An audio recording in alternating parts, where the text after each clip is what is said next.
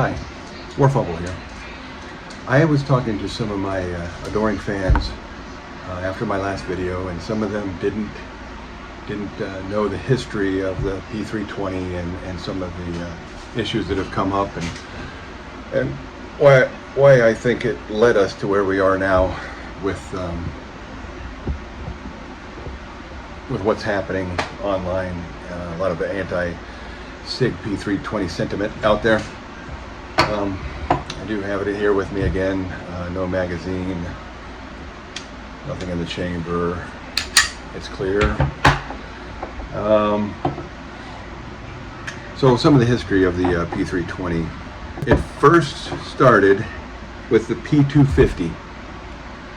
The P250 was a double action pistol that Sig released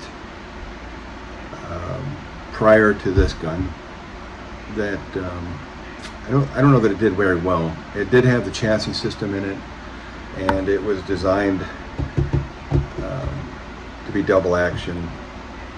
It had hammer fired, of course.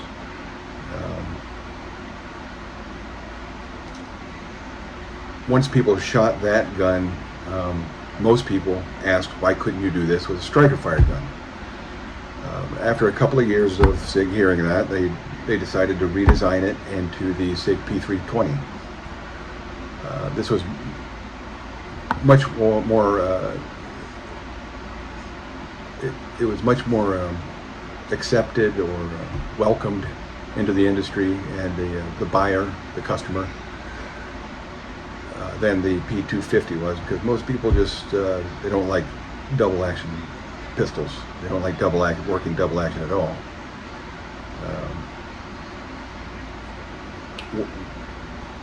At some time when they did the striker fired, I think when they first started the striker fired pistol,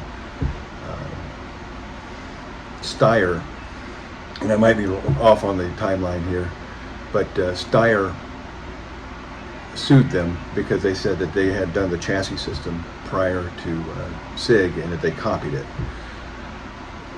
That lawsuit didn't pan out. It was in favor of Sig. Then we go, I think the P320 came out in 2014, 2015, somewhere in there. It went for a few years, was very popular, and then they discovered right before, or maybe somewhat after, the military trials. Some people believe it was during the military trials that Sig discovered this, but I don't know. Hard to say. It wasn't drop safe. There was a way to drop the gun specifically, and if it dropped on this part of the gun, on the back, it would cause the trigger, because they used to have thicker, heavier triggers, it would cause the trigger to actuate and fire the gun. You could do it by just hammering the back of the pistol, or you could drop it at that specific way. Had to drop specifically on the back of the pistol, and it would fire. And that was a big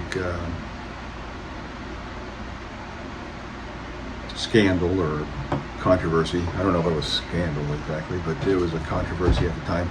They actually, the guns that they sold to the military, they had already fixed the trigger on, and after that came out online that these weren't drop safe, they started the voluntary upgrade, which I sent mine in actually for the voluntary upgrade. I had a couple of Sigs at the time, and I was carrying them, had no problems with them, the one that I was carrying. But I sent it back in anyway, just for the voluntary upgrade, just to make sure that everything was squared away and I wouldn't have any problem. I don't make a habit of dropping my gun. I watched somebody online once say, never do anything to your gun that you wouldn't do to your family jewels. And I try not to do that. So I try not to harm that gun, try not to harm my jewels, It's a good policy. So after that, I feel like this is where it kind of opened up for Sig. Why they're in the boat that they're in right now. Why there's so many lawyers out there that are attacking Sig, because they're the biggest gun manufacturer probably in the world, or at least one of them. They got deep pockets, so the lawyers are going to take their shots at them. And I think that's where they saw an opening when the drop tests come out. And it was a big deal online. Not everybody heard about it, but it was a big deal online. They actually lost a lawsuit not too long ago. And the thing about the lawsuit is it's a civil lawsuit, and it's you have to prove beyond the preponderance of truth or fact, not beyond the shadow of a doubt. It's a different level of proof that you have to have in order to prove it. So they lost a lawsuit, and the reason that they lost the lawsuit was that they didn't have a manual safety on the gun. The specific lawsuit, the guy puts the pistol in his pants, not in a holster. He just, like in the movies, puts the holster in his pants. The gun goes off. If you ask me, that's more of a Darwin Award than it is a victory in a lawsuit. And they ruled that he doesn't win any money for the lawsuit, but they also ruled that the gun was defective because it didn't have a manual safety, which it is sold with manual safety. So if the department wanted to issue the gun with a manual safety, the guy was an off-duty police officer, and it was an issued firearm. So if they wanted to order guns with safeties, they could have done that. It was an option. They didn't do that. Most people don't. They don't want to mess around with safeties. So that was why and it's a dangerous ruling, actually. It's something that could set precedents for problems with pistols in the future if it were to be held up as such. So that's some of the history of what got us here where we are with this gun today. And my opinion, of course, it's all my opinion. So some of the problems that have kind of exacerbated the whole issue with the Sig P320 is that, of course, the lawyers that want to make money off the company, and once they see an opening, they're going to just hammer that opening so they can make that money. Some of these lawyers, I think, are probably financed by anti-gun lobby groups. Yeah, I wouldn't be surprised if the anti-gun lobby could take down Sig. That would be a big trophy on their mantle. It would be a big victory for them to take down the biggest gun manufacturer. And I'm not sure if this would even do it, but to take down the biggest gun manufacturer on the planet, it would be something that they would relish. They would love to do that. Another problem that's got us to where we are is social media. I can remember when the drop test first came out that the drop test was a problem. Every gun channel was covering it on YouTube. The person that first broke the story, they probably got millions of views. I mean, I couldn't even tell you how many they got. It was millions of views. They made a lot of money on breaking that story. They made and everybody that covered it made a lot of money because everybody was dropping it and proving that it did it, and hitting it on the back of the pistol with a hammer or doing all kind of crazy crap. Let me say, this is not the only pistol that isn't drop safe. There's 2011s that aren't drop safe. There's 1911s that aren't drop safe. A guy I know at work dropped his Walther PPK and it fired. Those are not drop safe. There's other guns that aren't drop safe. So singling out these guys is obviously a ploy to make money. I mean, they're after money is what they're after. They're not after safety, or they're not worried about the common good of the public.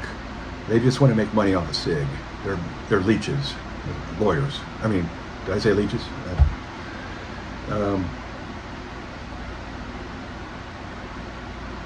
So the YouTube channels covered it and exaggerated it to get views. They're chasing views, and that's how they make money. So it's capitalism. That's just the way society is. If something's going to make money, people are going to do it. And I feel like there was probably there was pretty stiff competition for the military trials and that competition. So I think that other companies probably would love to put a couple nails in the coffin of SIG.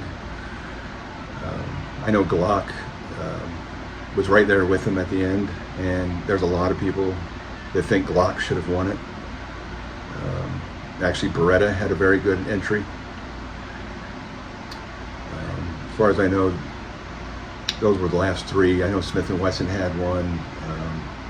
It didn't do so well on reliability at that time. I think the Smith & Wessons now are very reliable. You might have a little QC problem since they went to Tennessee, but I don't want to get too far off topic here. What I'm hopeful for right now is that after this apprehension, in the military's apprehension, but for everybody else, let's say arrest. So for the arrest of the